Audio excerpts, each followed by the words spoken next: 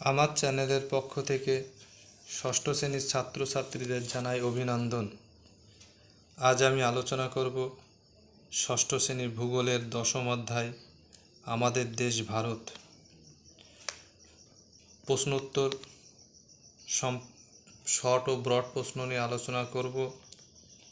ভালো রেজাল্ট করতে হলে শুধু সাজেশন বই পড়লেই হবে না, পাঠ্য বই খুঁটিয়ে পড়তে হবে। তাই আমি পাঠ্য বই খুঁটিয়ে প্রশ্নগুলো দাগিয়ে দিচ্ছি।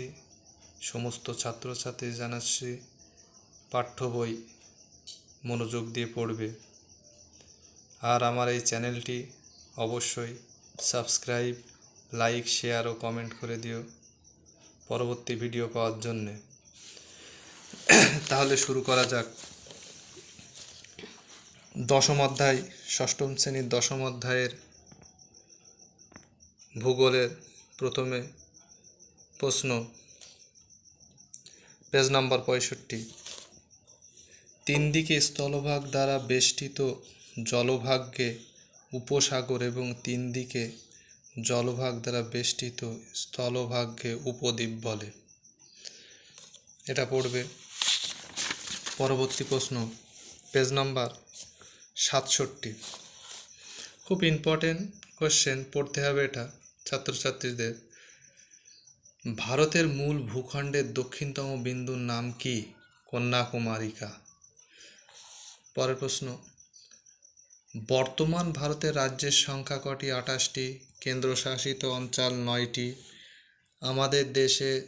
আমাদের জাতীয় রাজধানী অঞ্চল হলো নিউ দিল্লি।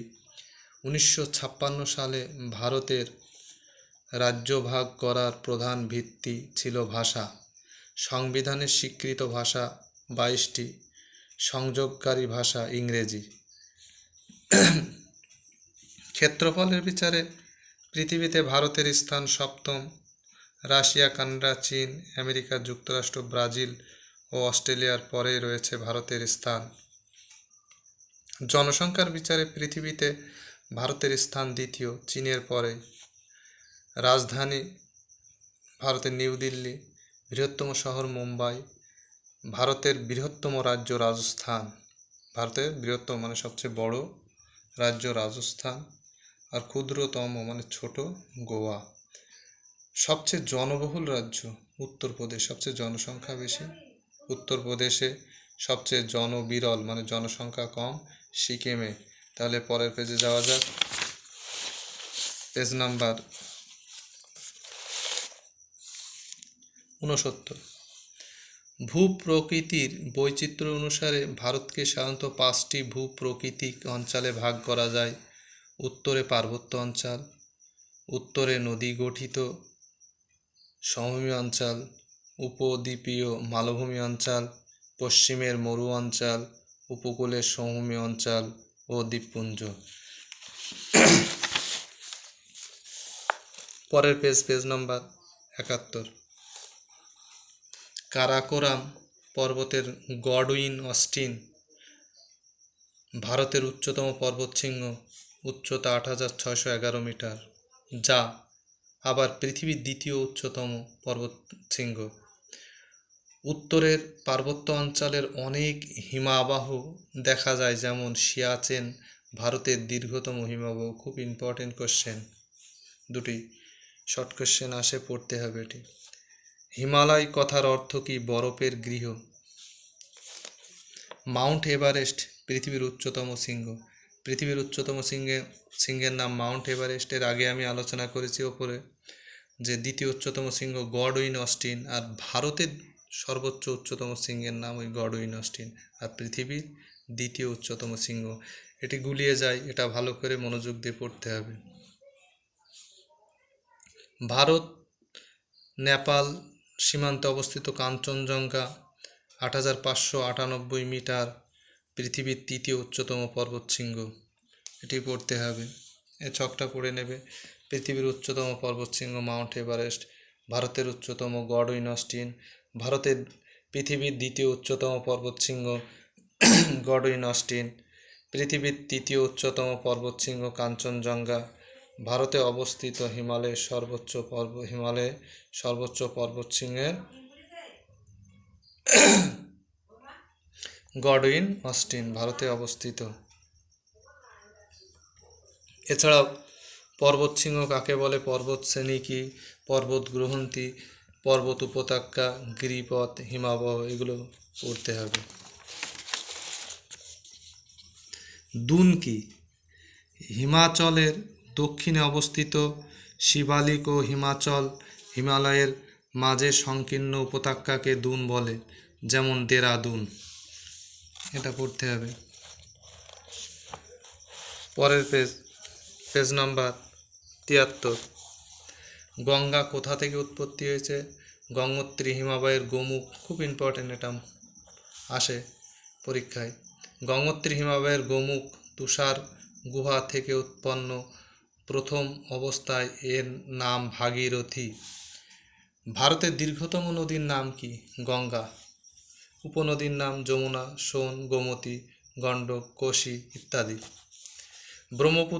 ব্রহ্মপুত্র তিব্বতে সাংপো নামে পরিচিত। তিব্বতে কি নামে পরিচিত ব্রহ্মপুত্র? এটা পড়তে হবে। উৎস কোথায়? তিব্বতের মানব সরোবরের কাছে চেমায়ুং দং হিমবাহ থেকে এর উৎস।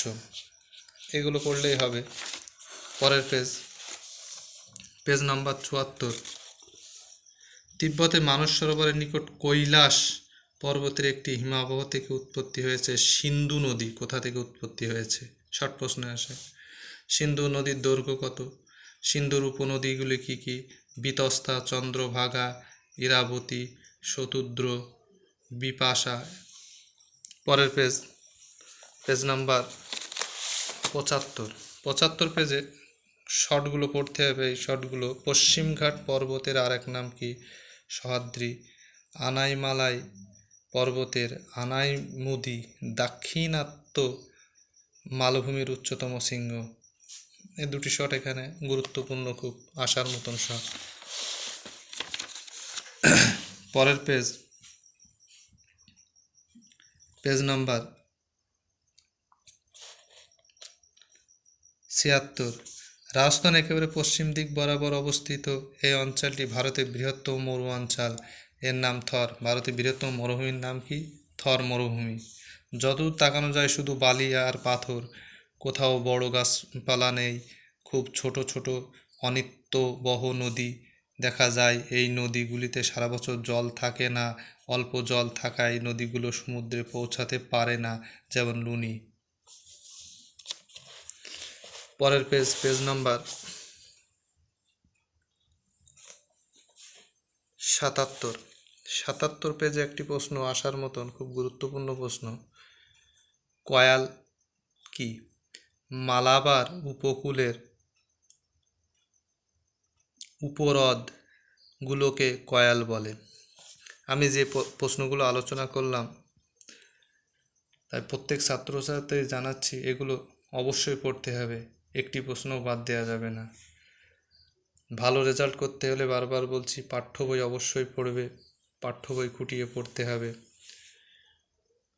আবারও সকল ছাত্রছাত্রীদের অভিনন্দন জানিয়ে আমি এখানেই শেষ করলাম। আমার এই চ্যানেলটি ভালো লাগলে অবশ্যই সাবস্ক্রাইব করে দিও।